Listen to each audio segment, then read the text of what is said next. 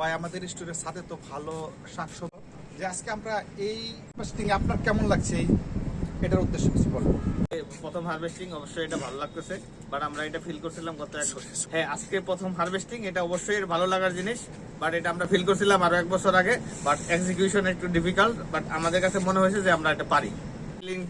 হারুন ভাই, আপনি যে এখানে স্টোর বিল্ডিং এর ছাদ বাগানটা করলেন, এটা থিমটা কোত্থেকে পেলেন বা আপনার কিভাবে এটাকে সফল করলেন, এই বিষয়ে একটু বলেন।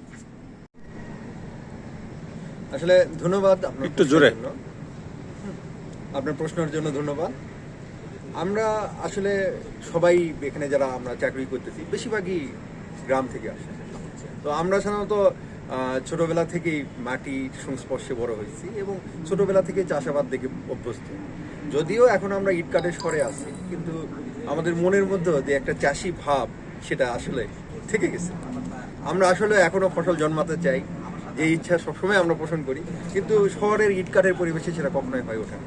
তো এর থেকে আমরা চিন্তা করলাম যে আমরা অনেক সময় ইউটিউবে বা বিভিন্ন জায়গাতে ছাদ বাগান দেখে থাকি। আমাদের এখানে আসার পর দেখলাম যে এখানে অনেকটা গ্রাম্য পরিবেশ, আশেপাশে অনেক সবজি জন্মে। আর আমি ছাদে ওঠার পর দেখলাম যে এখানে অনেকটা জায়গা পড়ে আছে, আমরা চাইলে এখানে ছাদ বাগান করতে পারি।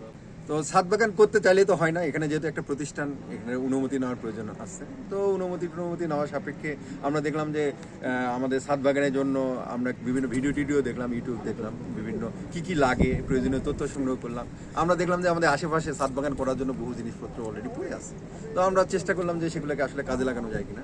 এরপরে প্রেক্ষিতে আসলে প্রথমে আমাদের অভিজ্ঞতা ছিল না, আমরা মনে করলাম যে আমরা শুরু করার পর সেটা হয়তো একটা পর্যায়ে যাবে। তো মাশাআল্লাহ আমরা প্রথমেই আমরা শুরু করার পর দেখলাম যে আমরা স্বতঃস্ফূর্তভাবে এটা করতে পারছি এবং মাশাআল্লাহ প্রত্যেক দিনই গাছ যখন বড় হয়ে উঠতেছে দেখে মনের মধ্যে একটা প্রশান্তি অনুভব করতেছি। এই থেকে আসলে এই ছাদ বাগানের ধারণাটা এবং ছাদ বাগান বাস্তবায়ন করার প্রসেসটা চলতেছে আর কি। ছাদ বাগানের অনুমতি এবং বাস্তবায়নের ক্ষেত্রে আমি আমার টিমের সকলেরই একটা অন্যরকম অবদান আছে। এই অবদানকে আমি স্বীকার করতেছি এবং সবাইকে এই জন্য মন থেকে ধন্যবাদ জানাচ্ছি যে তারাও আমার এই যাত্রাতে সাথে ছিল এবং আমরা সকলে মিলেই এটা বাস্তবায়ন করতে পারছি, আলহামদুলিল্লাহ। ধন্যবাদ হারুন সাহেব আপনাকে মূল্যবান কথা বলার জন্য। তবে আজকে আমার আরও বেশি ভালো লাগছে যে আজকে আমরা সর্বপ্রথম লাল শাক উত্তোলন করেছি, সেটা আমরা অর্গানিক, সেটা আজকে আমাদের খাওয়া হবে দুপুরের লাঞ্চের। এই লাল শাক একটা মেনু আমাদের থাকতেছে। এই বলে আপনাদেরকে সকলকে ধন্যবাদ। ডাইরেক্টর স্যার এবং অ্যাডমিন, আমরা যারা সকলে আছি, সকলের সম্মতিক্রমে যে কাজটা সাকসেস হয়েছে, এই জন্য সকলকে ধন্যবাদ। আপনাকেও অসংখ্য ধন্যবাদ ওয়েলকাম। সাথে থাকার জন্য।